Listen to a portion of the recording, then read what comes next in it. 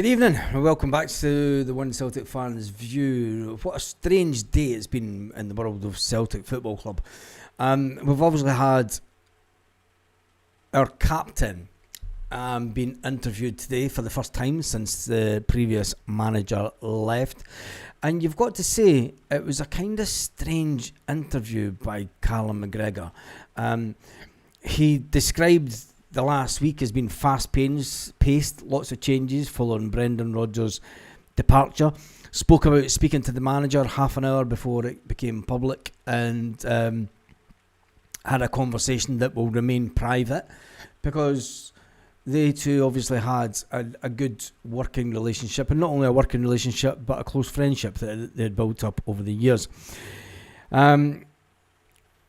Despite the upheaval, Callum McGregor said, he emphasised that the main focus at Celtic is all about winning games. And I think today was a bump back down to earth. Having listened to the Callum McGregor interview, having listened to the manager's interview, this guy, fantastic legend, but there was an air of... It was funny listening to the Martin O'Neill interview because there was an air of respect from the media. Something that we've not had at Celtic press conferences for a long time. You could feel the respect from the media. You could feel the nervousness from Martin O'Neill about the game this weekend. Something that he wouldn't have given away years ago. Something that 20 years ago under Martin O'Neill, he would have taken it in his stride. But with age comes caution. And yes, Martin O'Neill does have a youthful team around him, and he highly rates the people that are around him. There was a nervousness about Martin O'Neill talking about the game this weekend, and maybe this is the bump back down to earth that we need, the reality check that, maybe this isn't going to be an easy game. We all thought that before the start of the week. Last Sunday we were all thinking that the game on Wednesday could be a game changer. The game on Sunday could ultimately be the end of Brendan Rodgers. I think the nervousness that was coming over from Martin O'Neill shows his experience, shows he knows exactly that this game isn't going to be taken lightly. If it doesn't go the right way, he knows that the knives will be out for him. He was asked about the 6-2 game. Now, the 6-2 game for me was fantastic. I remember it very well. And I have a picture that was taken that evening of myself and members of my family, and it's one of the best pictures that we've ever taken, and we still reminisce about it to this day. But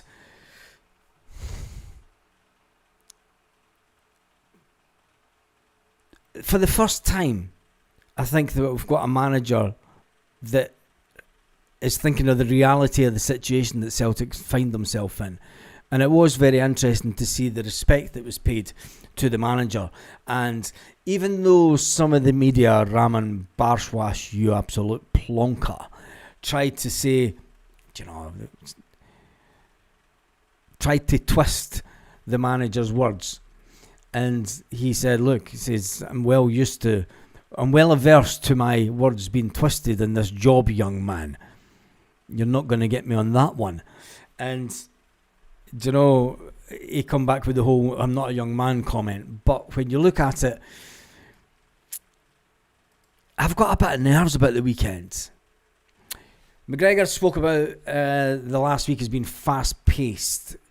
Despite the upheaval, he talks about and emphasised about the continuation of winning, and it was good to get back to winning ways.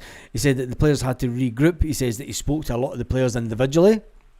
Martin O'Neill spoke to Alistair Johnston for a long time. Spoke about Steve Guppy. Well, there's a name that you never thought would get mentioned all these years later. For all the players that Martin O'Neill had, Paul Lambert, Neil Lennon, Didier Gat, Johan Malby, Henrik Larsson, Chris Sutton. Ends up having a conversation about Neil Guppy. Unbelievable. And it turns out Alistair Johnston was coached by Neil Guppy. And you're thinking sometimes the stars just aligned. And he says that he says he's a fantastic guy. We all know that Talk a Lot's a fantastic guy. And I'm surprised that Martin must have been thinking, going, young man, do you ever stop speaking? But anyway, getting back to the Celtic captain and the reaction. He said that he found out at the same time as everyone else. He spoke to Rodgers privately for 10 to 15 minutes, and he admits it was a shock, but you've got to move on. We had a match the next couple of days. Senior players kept the team focused. Now, talking about Alistair Johnston, he was name-checked by Calmac. Schmeichel wasn't, but Alistair Johnston was. Don't think Schmeichel was, but Alistair Johnston was name-checked as one of the players. And it just shows you how Alistair Johnston has grown in stature for his short time at Celtic. And the fact that he's a Canadian international and he's a fantastic player. And I think that we'll be lucky to hold on to him for another 2 or 3 years.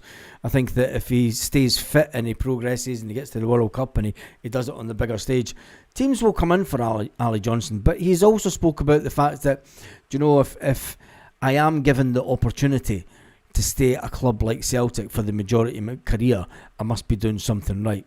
If they want to sell me, that's so be it. That's the club's choice. But when you look at the players like Callum McGregor talking about Alistair Johnston as being one of the senior figures, and one of the figures that the younger players have looked upon over the last week to calm everyone down and to have a bit of continuity. I liked him using that word. When you look at the positivity that's come from Martin O'Neill and Sean Maloney the other evening, I just hope that this weekend isn't the bounce back down to earth and a reality check going back into a negativity way. The message around the players, Callum said, was the fact that Martin O'Neill and Sean Maloney come in and told them how good they were. He says that, look, you have been winners before. To the players that haven't been here a long time, you've came into a team of winners. This is what this team has done. It's won things. There is no reason for you not to win things. Talking about people that were out injured, we'll talk about that in a minute, but McGregor says that the bigger leadership role in the senior players, Alistair Johnston, James Forrest, the fact that he mentioned those two and not Brendan Rodgers' favourite goalkeeper was a big thing. He was speaking about John Kennedy, and I think a lot of us forget how long John Kennedy's been at the club, and the fact that he's been here for over 25 years, he's been the one thing that's been reliable. He's been consistent. He's been number 2 to around about 5 managers over the years, and yes, he has been, but at the same time, a lot of the fans felt there was time for change. Sometimes as a number 2, and John Kennedy will always be remembered as a fantastic person at Celtic. There's no disputing that. There's no disputing that at all.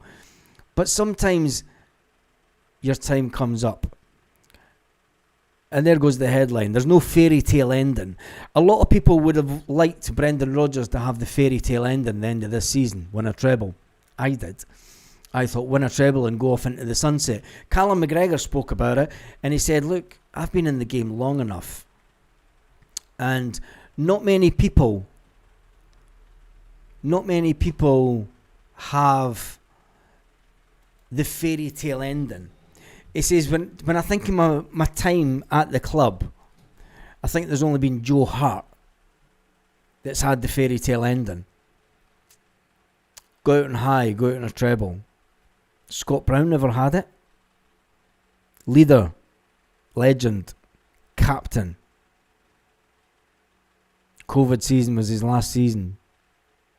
Wasn't a good season. And Callum McGregor knows that. Callum McGregor talking about Brendan Rodgers says that, look, hopefully he's remembered as being a successful manager over the 2 spells. He credits Brendan Rodgers with the professionalism that the club has to this day. And he says when he came in the first time, he transformed the club. There's so many of the club's values and success since Brendan Rodgers came in the first time has been attributed to what Brendan Rodgers built. He said that he was personally grateful and that Rodgers has been a huge influence on his career. You know, there's rarely a fairy tale ending at Celtic. And it's true, because you could even say that under Jock Stein, there was no fairy tale ending for that. But working under Martin O'Neill, he says he feels inspired and honoured. He says that he was coming through the system at Celtic when Martin O'Neill was here the first time. And you think, Jesus, you forget how long Callum's been at the club also. He describes Martin O'Neill as funny, sharp and experienced. He says that both him and Maloney understand the fabric of the club and understand the way and the energy and the clarity that's needed at Celtic for you to go and win. He recognises that the recent record versus the Sevconians hasn't been the greatest. You had the media guys saying, well, you've played shite against Rangers. Well, we beat them at penalties. Before that, we were kind of consistent in the fact that we fucking tanked their arse. And it's all about the game this weekend. There's no similarities between the game this weekend. And Martin O'Neill was asked, what can you take from your first time here at Celtic? Martin O'Neill went, fucking calm down. We scored 6 goals that day. Sutton, Larsson, Thompson, just to name a few of the players that were playing that day. And the goals that we scored were phenomenal. And you can't really put a comparison to this modern day team. And then comes the question, is who would you play up front this weekend? And that's the poll question for you today. Who do we go up front? Who do we go with up front? Do you go with Johnny Kenny? Scored 2 goals in his last game. A lot more than Kelechi Iheanacho, and a lot more than Dyson Maeda in recent terms. Dyson Maeda, who's been out injured, the manager says that we'll take another look at him tomorrow. He'll get another full training session. He says that some of the players that played the other night got a day off. They give him the chance to look at some of the other players and look how good they are. But he says you can't bring in players to a game of this enormity, of this must-win scenario, just to have a look at them. It's too important a game for that. So the 3 strikers that we have is Iheanacho. Will he be fully fit and available? Who's as slow as a week in the jail? Where you go with Johnny Kenny, who's younger, enthusiastic, has a bit of pace. If we can get the right service to him, he's going to put in the goals. Or will you go with Dyson Maeda, who has spat the dummy out at Celtic recently? And we're not exactly sure what the mindset of Dyson is after the change of the new manager. Is he ecstatic that the manager is gone? Or is he of the same frame of mind? Look, Celtic fucked me over and I'm not going to try too hard because I want sold at the next window. So as the poll sits, 44% are going with Johnny Kenny. That's my vote, Johnny Kenny. Kelechi Iheanacho is sitting on 17%, and Dyson Maeda is sitting on 37%. There's 107 votes already, with 532 people being on the live this Friday afternoon, and thank you to everyone who has been on live. I'll jump into the comments in a couple of minutes, don't worry. When you get onto the Martin O'Neill interview, we spoke about Callum McGregor and, reflecting on the past week, reflecting on the professional tone, the stability, the belief and the moving forward. Callum McGregor is a calm, composed captain, very mindful of what he says, very emotionally led by his responses. And it's completely different to the way that the likes of Scott Brown would react and talk about things. He said that football can be brutal, and football can be brutal. But Martin O'Neill was asked a lot of questions. Asked about Alistair Johnston, asked about Dyson Maeda. Says that Ali Johnston's lively, isn't he? He's a very lively chap. That's old geezer talk for fuck me. He talks a lot, doesn't it? You've got to respect Martin O'Neill saying that Alistair Johnston's a lively chap. Yeah, he's a lively chap, isn't he? Fuck me, you know what, to get caught in an elevator with him that gets broken. 2 hours later, you're like, fuck me, go and open the door. Ali Johnson's still talking about Steve Guppy. Of all the people that I never thought that we would be reminiscing about, and Steve Guppy. Oh, Jesus God. It's one name that was at Celtic that you would just think, I mean, there's more chance of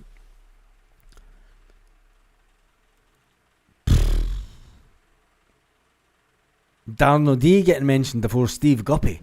But anyway, we move on. We digress. We talk about what Martin O'Neill was talking about. He says that Kieran Tierney's slight groin strain. He's expected to train tomorrow, but he isn't expected to be fit for Sunday, to be honest. I don't really want Kieran Tierney playing. I think that we've got a player from South America that's way better, way fitter, and a lot better than Kieran Tierney. Asked about Alistair Johnston, says he's not far away, but he won't be ready for this match. Asked about Dyson Maeda, he says that he got 25 minutes against Falkirk. He could come into contention, but we'll wait and see. Asked about Johnny Kenny and says, look, does Johnny Kenny scoring the 2 goals make it harder for you as a manager with Kelechi and Iacho coming back into the frame, with Dyson Maeda, whose his record speaks for himself over the last year? Does it make it any easier for you that Johnny Kenny scored in the last game? He said, no, it makes it harder, to be honest. He says, I'm not sure about the team selection for the weekend. We're going to go away, and he almost said, and watch some DVDs. Oh, the good old days when they got the DVDs out and they slipped the old DVDs in and they sat in the room and they analysed the games. It's like a different era, isn't it? Definitely is that. He respects the new Rangers manager. Nothing but positive feedback from his time at Sheffield Wednesday. He says that, look, their win at Easter Road, even though it was a narrow win, will bring confidence to them. He expects it to be a tough game, as always. He acknowledged the pressure of this fixture, and he said, look, I'm not chasing a 6-2. I would take a sloppy 1-0 win, and it's all about just winning. He says the money that's on offer to players these days, and the money that you get for players, he said, look, back in the day I could sell Mark Viduka for 6 million, and then you could buy a player like Chris Sutton, but spending at those levels is no longer a viable option for Celtic. And it was a big reality check. And it's like when we spoke about this morning, when we spoke about the finances of the club, and we spoke about the club's wage bill between, even 2019. We spoke about the wage bill when Martin O'Neill was manager, and even when Neil Lennon was manager. I mean, you look at these figures. It's just disappeared off the screen. You look at these figures when Martin O'Neill was manager. The wage bill was 25 million. It kind of puts things into perspective. Martin O'Neill 2001, 25 million. Martin O'Neill 2002, 32 million. Martin O'Neill 2003, 33 million. Martin O'Neill 2005, when he left Celtic, 37 million. We had went backwards after going up to 40 million. And people say that, look, Martin O'Neill nearly bankrupted Celtic. The wage bill today at Celtic is 74.8 million. I do think that there is a little bit of a reality check needed by the Celtic fan base. As much as we want change and as much as we want new people and new ideas on the board, that number of 74.8 million is the wake up and smell the coffee. And I don't like to say it, but it is. We can't go out and spend crazy amounts of money the way that we did under Martin O'Neill back in 2003, 2004, because it's not sustainable for the club. We need Champions League football, but who gives a fuck about the Champions League football and Europa? Oh, they've just clicked myself off. Clicked the wrong one completely there, don't I? Some people say probably better just quitting that one off, Baz, and just fucking having a blank screen so we don't have to see your specky the parts. But anyway, it's going to be an interesting game this weekend. Martin O'Neill is unsure of the team that he's going to play, which you would expect. They do have another... You do have a whole new level of expectation on this game this weekend. So let's jump into the comments and say what some of the fans are saying. Kenny must play. If not, then why? Martin O'Neill was asked, that's all. I don't know, just don't ask me.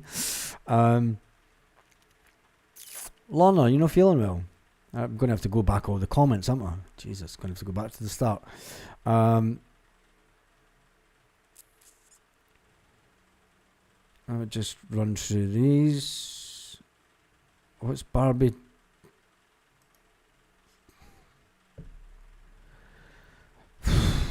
People wonder why I don't read all the comments. I'm going to just flip through them now. Dr. Pluto's nervous for Sunday. Really hope that we turn up. Any news on Martin O'Neill's press conference? I've been out on day. Lauren, you need to go back and watch the beginning of the video. I take it you've just joined. 70 million, 74 million, is that turnover? Surely that can't be yes, Jamesy boy, that's the wage bill. Go back and watch this morning's video. Because I spoke about it at length this morning. And we went back the wage bill to Martin O'Neill's first time. And it's a big wake-up call. It's a wake-up call for the fans. And I don't want to be the one that does... I won't change at the club. But when you see the wage bill the way it is, you've got to wake up and smell the coffee. You do have to wake up and smell the coffee and say, well, what the fuck do we expect? What are we expecting when a new board, when new people come into the board? I didn't even want to talk about this today, and I want to keep it about Sunday. But I mean, this is just, it's phenomenal stuff. Wages is 74 million last season. Okay, they might have came down slightly. We've got Nico Kuhn off the wage bill. Some other players, we managed to reduce the wage bill slightly, but it's not going to come down that much. And with the fact that under Martin O'Neill, you were talking about 30, 40 million wage bill. And the standard of the player, and this is what Martin O'Neill's getting at, the standard of the player now, we would have to be paying 125, 150 grand a week to get in the standard of player that Martin O'Neill was able to bring into the club. In that sense where there's a nervousness for Martin because he's like, Jesus, fuck. These players are nowhere near as good as what I had. And he's going to have to go into this game this weekend and try and win a game. Hopefully Callum McGregor is getting the team ready. Better directive than Brendan Rodgers was here.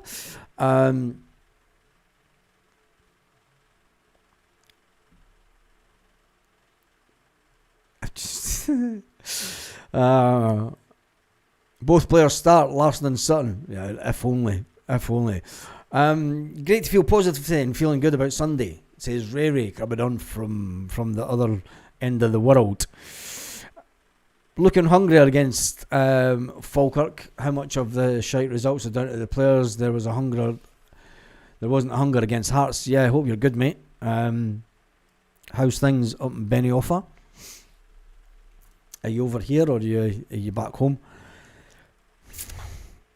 When you look at what's went on at the club and you look at the reaction of the players, and especially the reaction that we got the other night, I think if Martin O'Neill can rub off just a little bit more of that genie that he rubbed onto the players at the weekend, midweek, and if he can get the enthusiasm and belief, it's all about belief. This game at the weekend isn't about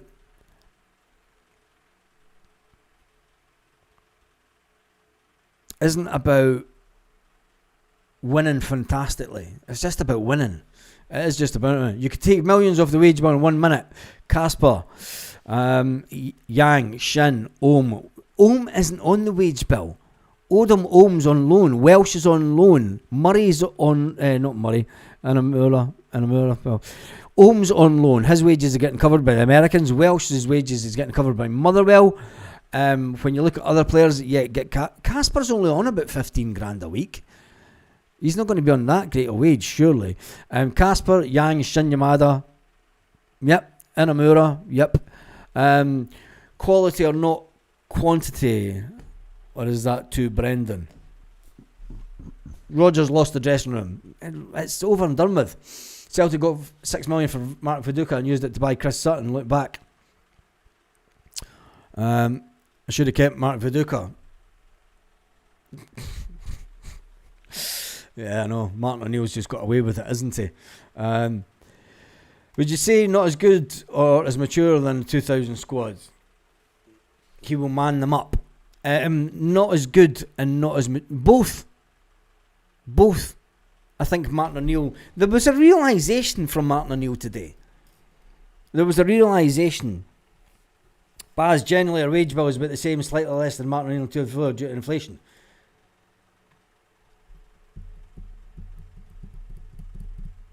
Take inflation out of it. It's figures. Our income hasn't went up significantly due to... Jesus God, I'm not talking economics on a Friday night. Not a chance. Do you know, these stats are out there, but people question them. But anyway, we need 15 quality players backed up with youth pass.